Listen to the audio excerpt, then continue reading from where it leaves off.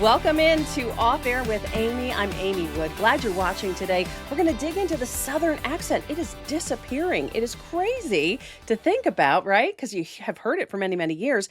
But generationally, there's a big switch happening. And I'm going to talk to the researcher leading that, revealing information. We've also got a big interview with the king of the restaurant world in the upstate.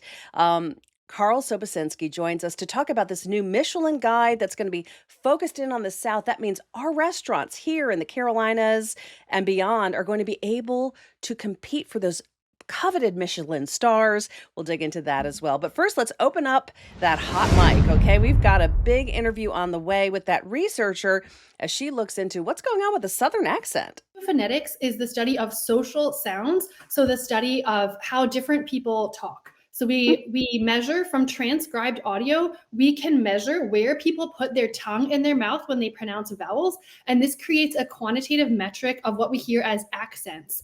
And then we can study how different people talk, even within a single moment in time, or also how language changes over time, how people's accents change over time. I love how passionate you are about this. Tell us what's happened to the Southern accent. What's going on?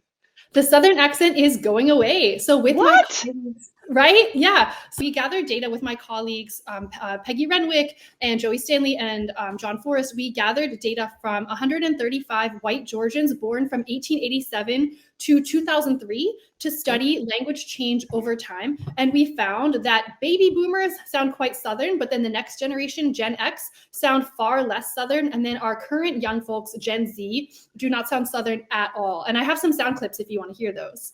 Yeah, let's try this, okay? Because you're comparing the boomer versus Gen Z sound. So we're going to start off with kind of what we've always thought of as a Southern accent. We boomers, hey, listen to this, okay? Listen.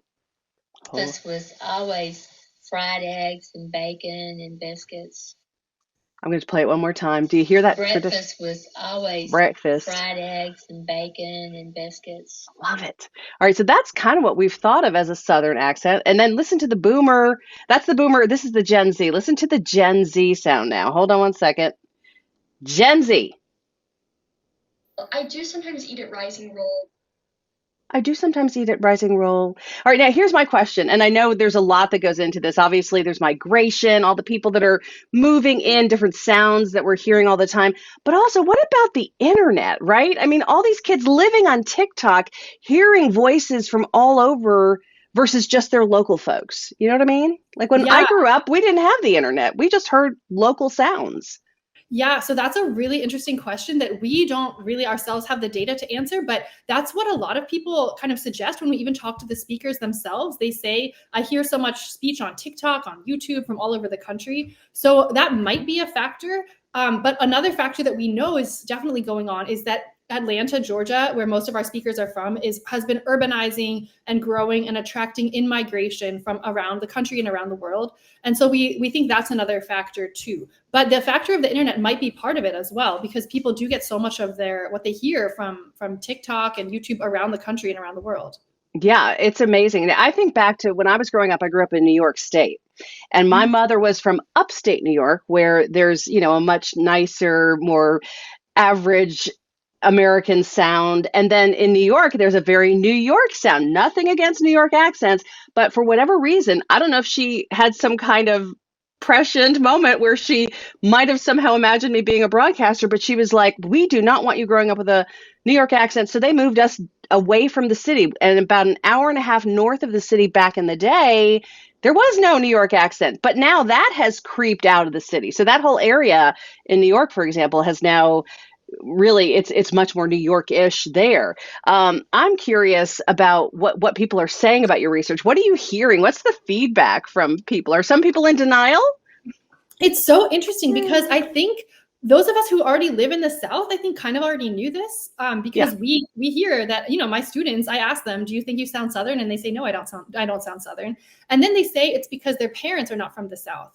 At least some of them say that, which might be true, but we do know that people get a lot of their language input from their peers, not just from their parents. So It's not just because their parents aren't from the South, but it really seems like there's been this kind of generational change that did correspond with a lot of people moving to Atlanta. But now, not even their peers sound Southern either. So it's not just that they're getting this lack of Southern accent from their parents, they're also getting it from their peers around them who don't sound Southern either. Even the people whose parents are from Georgia don't sound very Southern.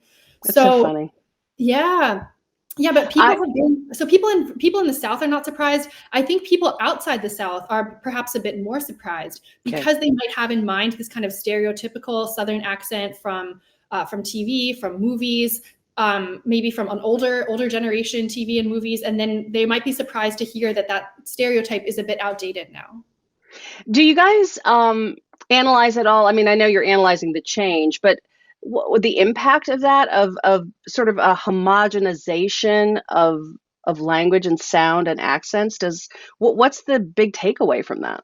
Yeah, I think one big takeaway. So we're just trying to describe what's going on. We're not trying to tell people how they should talk. We're not trying to say that any way is better or worse. But I think one kind of just more general interesting finding is that it's not just the Southern accent that's going away. You talked about the New York accent, the New York kind of stereotypical New York accent of like white New Yorkers. That's also going away. And then also the stereotypical Chicago accent where people say Chicago. That stereotypical Chicago accent of white northern cities residents is also going away. So there's this kind of interesting pattern where lots of regional accents associated with white speakers, especially working class white speakers around the US, a lot of those accents are going away at the same time, which raises really interesting questions that are hard to answer with data about why that is. Let me ask you a question. I mean, you focus this research on white accents in this case. Is there research on other races in terms of like Black or Hispanic language speakers? Yeah. Absolutely. So we have also, my same research team has also published a paper about Black Georgians. And so the Southern accent that's associated with white speakers and then the African-American accent, or what we call the African-American vowel shift, have a lot in common for historical reasons, because as we know, African-Americans migrated out of the South and then some of them back to the South. So there's a lot of historical commonality there, and they do share a lot of elements while also a few distinctions. So the African-American accent seems like it might also be declining a little bit, at least among our most upwardly mobile, kind of college-educated, urban African-American speakers. That's what we found in a paper that we recently published in a volume. We found that our Gen Z Black speakers don't sound as African-American vowel shifted as our Gen X Black speakers. Interesting. It's so fascinating. Let's talk about the White Lotus connection. Yes. What's going on with that? Yeah, so White Lotus is a popular show right now. I watched it myself, and there's a family of characters, the Ratcliffe family. They are from North Carolina. It's a really big part of their personality and their story that they went to Duke, they went to UNC Chapel Hill, and the parents, who are baby boomers in the show, they have pretty strong Southern accents, especially Parker Posey. Her character is pretty famous for this pretty strong Southern accent. But then the three Ratcliffe children, Lachlan, Saxon, and Piper, they do not have Southern accents at all. And so whoever is making that show knows, whether they know that they know it or not, they know on some level that the Southern accent is going away. And so Southern boomers are going to have it and Southern Gen Z speakers are not going to have it. Have you been able to reach out to them to find out if they really, truly like tried to convey that? Or was it just sort of accidental? I It's haven't so talked interesting. to them. But I need do to reach out. Send them your research. Yeah. I should know, but I don't know if anyone involved in that show has a Southern connection, but anyone who's really lived in the South and been in the South should probably know that. Yeah, and I've noticed it at a level, but not at a level that I would have thought about it much. But now that I see the research and your work, I'm definitely thinking about it more. And it is fascinating. I mean, I guess it could be a good thing in the sense that everybody relates to everybody. Nobody feels, different maybe in the way they're speaking. I mean, that could be a positive. I mean, as much as people seem to divide and go different ways, if things bring us together, is that good? I guess. Yeah, I wonder. I mean, I do think that, right, your accent is kind of just like your clothing. It's something that you kind of show other people about yourself. And so it is interesting to see kind of what do people want to show each other about themselves. And it seems like, at least among our white Southerners, they don't want to lead with being a Southerner anymore. That's what maybe kind of what's going on here. I mean, they might still actually really like the South. I love Atlanta. I'm proud to be an Atlantan. Yeah. But they might not, at least they might want to kind of distance themselves from a sort of stereotype of who a Southerner is. While being proud to be Southerners, they might have in mind a stereotype of who a Southerner is, and they want to say they're not that stereotype, even if they still are a Southerner, but in a different way. See, I just wonder if it's that purposeful or if it's just the influence of what appears normal on the internet. You know what I Yeah. mean? I mean, it's everybody wants to be like the people on the internet. Like they watch these things and they are trying to dress like them and do their house like them, and and it's like, and I don't know that it's that conscious. I think it's just influential, perhaps. It's Yeah. Well, it is That's my interesting. theory. Yeah, I'm not sure. I do think that there are some. I think we have had some pretty successful politicians in American history who've had Southern accents. I know that I'm dating myself, but Bill Clinton had a Southern Oh yeah, accent. Jimmy dating Carter, yourself. right?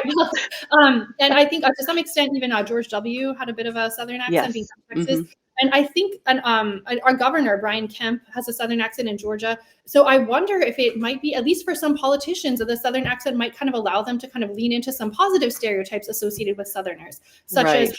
hospitality or being down to earth, being unpretentious, being friendly. There are some negative stereotypes associated with Southern accent, but there are also some positive stereotypes. And so some politicians might want to use those.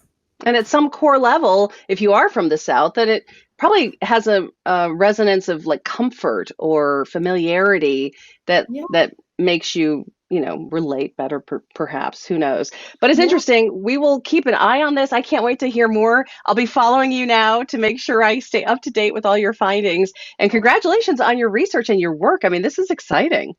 Thank you for giving us the chance to share it with a wider audience. All right, so now it's time for Can't Miss Items on WSPA.com. I always take a deep dive into our website to help you understand the stories you might want to go and check out when you have a little bit of time.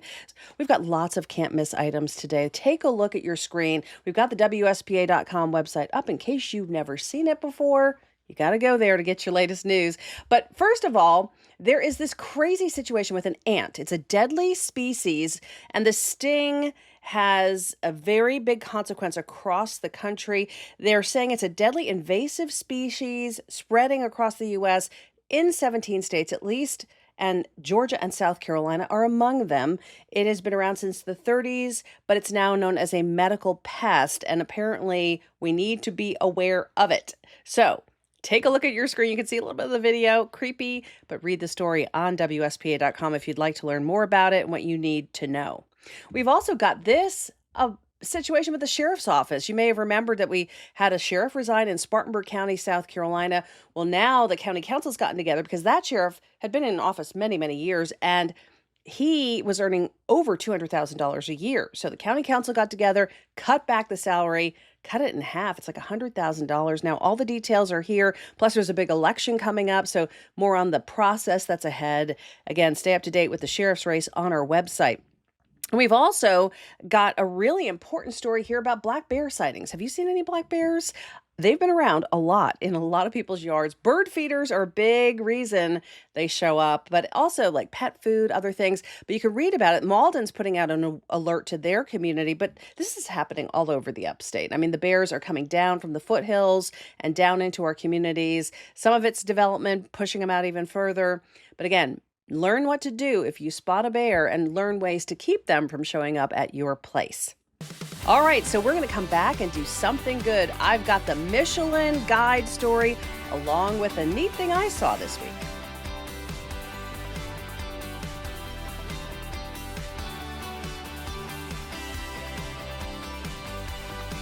Welcome back. This is Something Good on 7 News and our Off Air with Amy Woods show. We've got something really good today because the man who's behind this whole restaurant scene, the one who believed in it as one of the first in Greenville, he is commenting on this situation with the Michelin star. Hey, everybody, if there's a king of the Greenville restaurant scene, he is on your screen. This is Carl Sobocinski, and we're going to talk a little bit about this big piece of news, Carl. We're hearing the Michelin Guide is coming to the South finally. I guess they were in Atlanta, but now they're embracing the Carolinas and all into Tennessee as well. That means Greenville restaurants will be in the running for Michelin stars. Explain how big a deal that is. Well, thanks for having me, and I've got goosebumps when you talk I about know. it. Yeah, it's been something that we've been hoping for and pushing for and having conversations about for several years. But to actually finally see it come to fruition, it's what every restaurateur and restaurant, but specifically chefs, they're driven for a Michelin star. So if you're in an area or a region that doesn't have those, a lot of talent will actually leave that area and go to the cities where Michelin stars are. So we need to watch out, because people are going to, in a good way, now that people know they can settle down and do their craft here in Greenville, not only will all of us that are here have a great shot and opportunity to potentially be listed in the guide, but we're going to see other chefs and restaurants, I think, come to these states where Michelin is now reviewing. And we have hot communities like Greenville, Spartanburg growing. We've got Charleston. I mean, so many good towns where there's a demand for restaurants, and other spots. Greer has some great restaurants too. I mean, there's just really great spots all over the place. What kind of pressure does that put on you as an operator and on your people as creators of food, delicious food, to try to perform? Yeah, well, I think the pressure comes once you actually receive a recommendation, a bib gourmand, or a star. Initially, what it does, I think, is it helps everyone elevate their game and really, put their best foot forward every day, think creatively, think out of the box. And who benefits most from that is the consumer and the guest who is coming into our restaurants every night, all over the upstate, all over the state of South Carolina. With chefs and operators now knowing that they have a chance, that any diner in the restaurant could be an inspector. Right. I mean, there's pressure with that, but the part I love about it is that the expectation is that any diner could be that inspector. And so we need to be on our A game at all times. And that is the secret. And people that may not understand how this works, explain that. So there are sort of people that are selected. Who are these people? How are they selected? And they show up in restaurants and do what?